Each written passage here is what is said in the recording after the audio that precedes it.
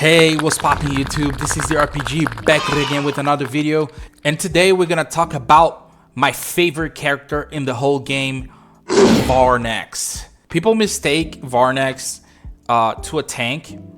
Don't take me wrong, you can be a tank, but this character is more focused in area damage and control, right? As it says on the whole description. Varnax scales well with the strength weapons. As you can see right here on the basic attributes, every point you put into strength, you level 2.4 in strength.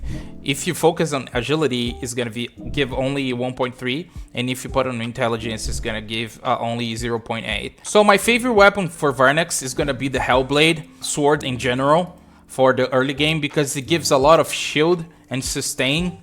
It's what you need pretty much at the beginning, because you're gonna see a lot of overdrives, people with trying to glass cannon you, and this is the perfect counter that you can still kill a lot of people. To me, as the strongest class in the game, the strongest character in the game when it comes to melee. And there's many skills that you can choose, but my favorite one and the perfect one to go is gonna be the sword cleave.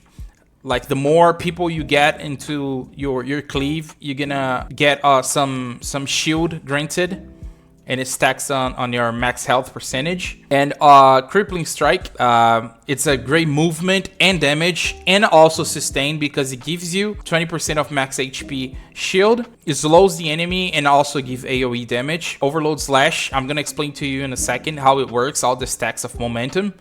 But pretty much it dashes to the enemy and it gives a lot of damage and stuns. If you have, like, the more the stack, more damage and more effects you have. Just before I say, hey Biggie, I don't think this is the best weapon for Varnax, and yes, it's truth. The best weapon for me, in my opinion, is the Wingblade. But we speaking early game right here. I don't think everybody has, I don't think anybody has enough experience to tell you what to wear in the end game on level 50, because we didn't have enough time to explore and test all the builds. But I know really well what works on early game, and it's definitely the Hellcore cleaver. There's another option if you want to be more tanky, but I'm more aggressive with it, so that's why I choose the Hellcore cleaver. But the other option is the Titan Spine Blade, but we're gonna talk about that on another video. So pretty much my favorite skill for Q is gonna be Crippling Strike. You're gonna, as soon as you Q up, it's gonna dash. When it hits the enemy, it's gonna give you some shield. This is perfect for engagements and for sustain in the middle of the battle. A lot of people like to, as I told before, they like to go glass cannon, and if you have a build like this, you're gonna be able to counter them. So it hits in area, as you can see. My second skill is gonna be the Overload Slash. It dashes to the enemy, and if I have stacks of momentum, it's gonna give more damage and it's gonna stun. If you use Overload Slash without momentum, it's not gonna stun, it's not gonna give enough damage. So don't use that unless you have 3 stacks. To build stacks, you just hit and get hit pretty much. That's when you use the slash. It's gonna stun the enemy and it's gonna proc your passive. Our E ability is the leap, which knocks people up for 1.5 seconds. Pretty much what you wanna do, you wanna cycle your skills. So every time you use hard control or movement, you're gonna proc your seismic impact. So what I do pretty much in most of the situations is I engage with E, and then when it drops the meteor, I'm gonna queue up to get some sustain, and I'm gonna auto attack until I get 3 stacks of W. So this way, when I use my W, and when it comes back, I'm gonna have 6 stacks already. So I'm gonna hit a little bit. If I was getting targeted by other people, I would get it much faster. So I'm here with 3 stacks. I'm gonna E, and I'm gonna proc the seismic meteor again. So this is the basics for just the weapon. You can cycle your passives and stuns with other equipment as well, which I'm gonna show you in a second. So for the helmet, we are using the reptilian helmet. Which is going to make our character more tanky. Pretty much, when you're affected by heart control, you proc a shield, just like the sword with the crippling strike. But this is more like a defensive skill. We're gonna use the Dazing Guard, which is the stun chest.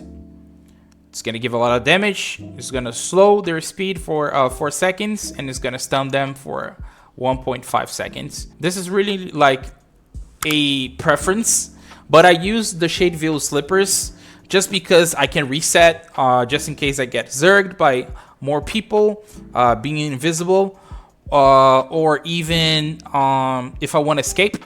I see that a lot of people are using the Vanguard boots, which is really good. This one, the Vanguard boots, is gonna give you one of the best speeds in the game, and it's also going to give you immunity to slow and stuns. So this people use it to engage, to keep like stacking the momentum non-stop, but I really prefer the invisible boots for this situation. So always overpower.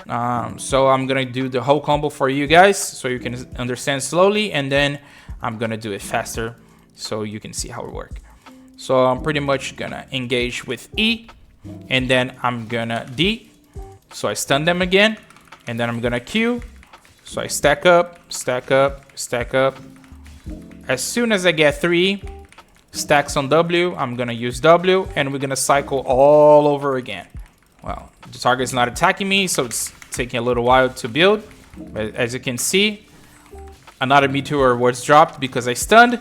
The passive is up. I'm gonna stun. Another meteor is gonna be dropped, and then in another 3 seconds, I'm gonna stun with the D, and it's gonna drop another meteor. So every time you drop in a meteor, you're not only stunning your enemies, but you're also giving a lot of damage. So this is the difference between a good Varnax and a bad Varnax. A good Varnax knows how to use the seismic impact. Here it is. W, it dropped. I'm gonna use Q for sustain. Another seismic. I'm gonna use W. It gives a lot of damage, believe me. If you like melee bruiser, Varnax is the one to go. I'm not gonna talk about the end game build right now because, as I told you, I really want to show to you guys this build in a simple way, in a way you guys can understand, in a way it's effective. It's not just a random or just an AI that didn't even test the game. It's gonna tell you a random build that you're not gonna like it, you're gonna throw it away, you're gonna hate the game. But I can tell you that one of the best in-games builds that I've tested for Varnax is gonna be the Wing Blade, Ranger's High Chest, Savage Boots. Berserk is the name of the skill. And my favorite helmet's gonna be the Foley Helm, so you can remove control, especially on sieges and war time. This is one of the best helmets to use. To acquire those end-game weapons and armor, you're gonna have to farm this blueprints. There's many ways you can farm it. It literally tell it on your screen, but it's gonna be left for another video. A quick tip: it's really important for you to level your research center. You're gonna focus on drifter upgrade and trade advanced equipment, so you have all the best tier first, because the game doesn't you're not gonna be able to reach tier 10 on the first day. The game has like this level gap. Every day is going to release a different level, so you want to farm as much exergy, which is the energy of the game. And what you're going to do, you're going to level your base first here on Rolf, and then you're going to upgrade your drifter and your advanced equipment first. Always save energy for this too, so this way you can have always the best equipment first, unless you are a gatherer, unless you're focusing on something else, on crafting, and then there's going to be another video for it. But that's what you want to do.